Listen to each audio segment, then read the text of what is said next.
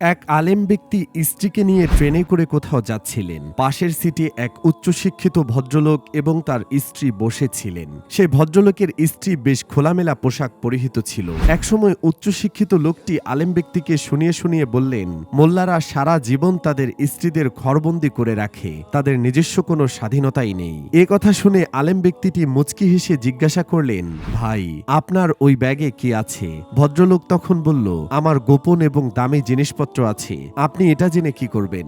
আলেম ব্যক্তিটি আবারও মুচকি হেসে বললেন, আপনি এগুলো ব্যাগে কেন আবদ্ধ করে রেখেছেন? ভদ্রলোক একটু বিরক্তির সুরে বললেন, চোর এবং খারাপ লোকদের কাছ থেকে সুরক্ষিত রাখার জন্য। আলেম ব্যক্তিটি এবার জবাব দিলেন, আমিও স্ত্রীকে এমনভাবে আবদ্ধ করে রেখেছি যেন কোনো খারাপ পুরুষ তার দিকে দৃষ্টি দিতে না পারে, কারণ আমার কাছে আমার স্ত্রী টাকা পয়সা ধন দৌলতের চেয়ে অনেক দামি এবং মূল্যবান। মনে হচ্ছে আপনার স্ত্রী আপনার কাছে অতটা মূল্যবান নয়। আপনি আপনার দামি জিনিসপত্রগুলোকে আবদ্ধ করে রেখেছেন, কিন্তু স্ত্রীকে নয়। সব শুনে উচ্চশিক্ষিত ভদ্রলোকটি লজ্জায় মাথা নিচু করে রাখল। পর্দায় কখনো নারীদের স্বাধীনতা কমে না, বরং নারীদের সম্মান বাড়িয়ে দেয়।